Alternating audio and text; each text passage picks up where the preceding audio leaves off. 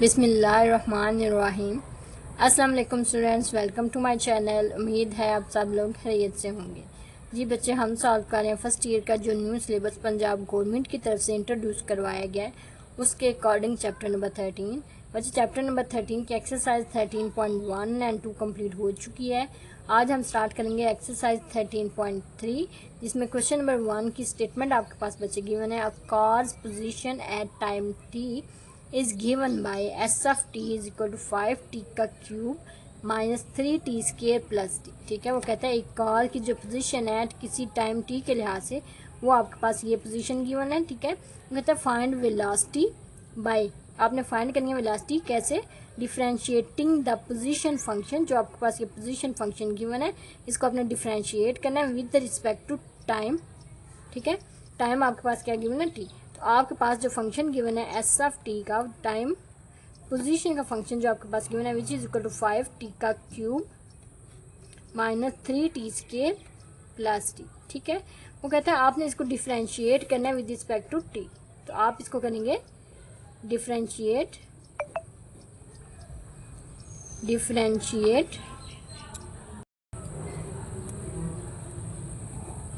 With respect to w with respect to किस लिहाज से, टाइम के लिहाज से। टाइम का फंक्शन क्या है t। ठीक है, आपने इसको t के लिहाज से डिफरेंशिएट। तो दोनों साइडों पे आप बच्चे d over D F T apply करेंगे, d over D F T. यहाँ पे आपके पास s ऑफ t गिवन है।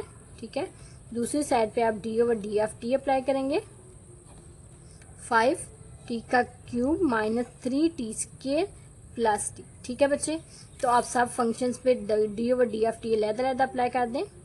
फर्स्ट फंक्शन 5t का cube minus D over D F T 3t square plus D over D F T T.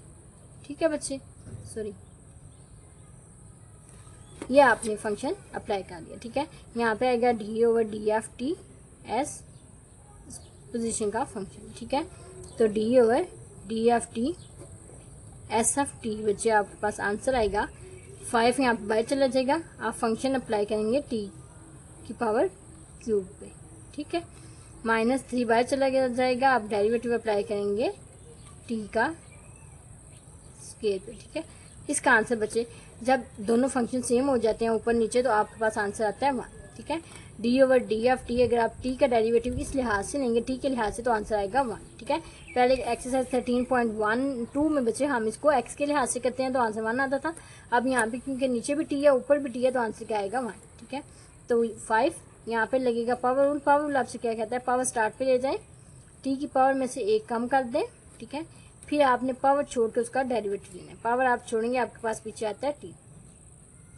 ठीक है बच्चे, minus 3 again power start पे, power में से एक कम। ठीक है, तो पावर छोड़ के आप उसका डेरिवेटिव लेंगे, आंसर आएगा टी। ठीक है, प्लस आपके पास आंसर आता है इसका 1। ठीक है, प्लस 1। ठीक है, नेक्स्ट स्टेप पे आप लिखेंगे 5 3 टाइम 15, टी की पावर 3 में से बचे 1 माइनस करें, आंसर आता है आपके पास 2। ठीक है, और इसका आंसर भी क्या होगा 1। ठीक है, माइनस 3 2 टाइम 6, टी की पावर 2 में से 1 माइनस करें, आंसर आता है 1। ठीक है, इसका आंसर भी आपके पास आएगा 1 प्लस 1। ठीक है, इस लिहाज से D over D F T आपके पास पोजीशन फंक्शन का जो डिफरेंशिएटिंग मीन्स वेलोसिटी का आंसर है वो आया 15 टी का स्केयर माइनस 6t प्लस 1। ठीक है, यहाँ पर बच्चे आपका क्वेश्चन नंबर 1 कंप्लीट हो गया। अब हम सॉल्व करेंगे question number 2।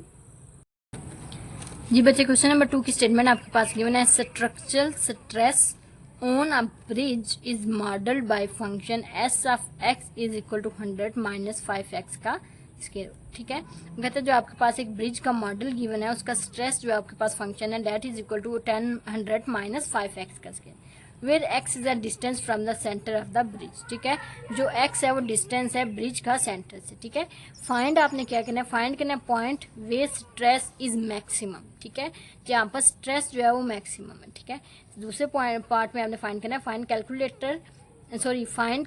And calculate the rate change of stress eight that point. ठीक है, फर्स्ट बार आपने पॉइंट ऑफ मैक्सिमम फाइंड करना है। तो बच्चे आपके पास फंक्शन गिवन है स्ट्रेस का that is equal to 100 minus 5x का स्केल, ठीक है।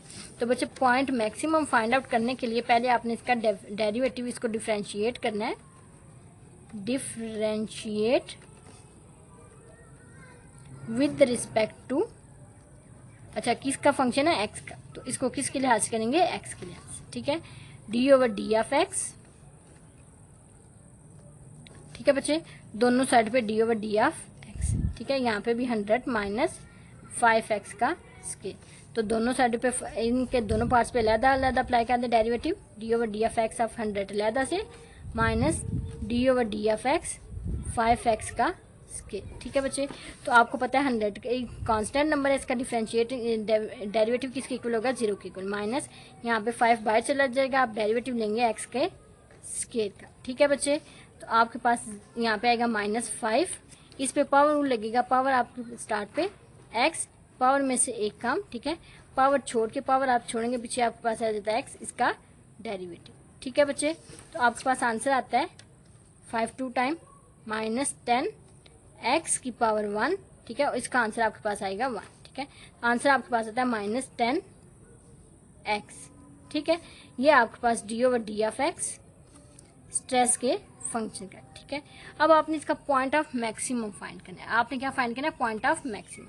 तो पॉइंट ऑफ मैक्सिमम के लिए आपका जो फर्स्ट डेरिवेटिव आता है, आपने उसको 0 के इक्वल पुट करना आता है। आप करेंगे put D over D of X S of X is equal to 0, ठीक है।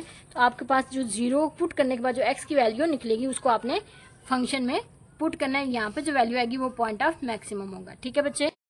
जी बच्चे, तो D over D of X S of x को जब आपने इक्वल टू 0 पुट किया, इसका मतलब -10x को आप इक्वल टू 0 पुट करेंगे, आपने x की वैल्यू निकाली, x की वैल्यू बच्चे आपके पास क्या आती है, 0, ठीक है। x की वैल्यू आपके पास क्या आती है, 0, ठीक है।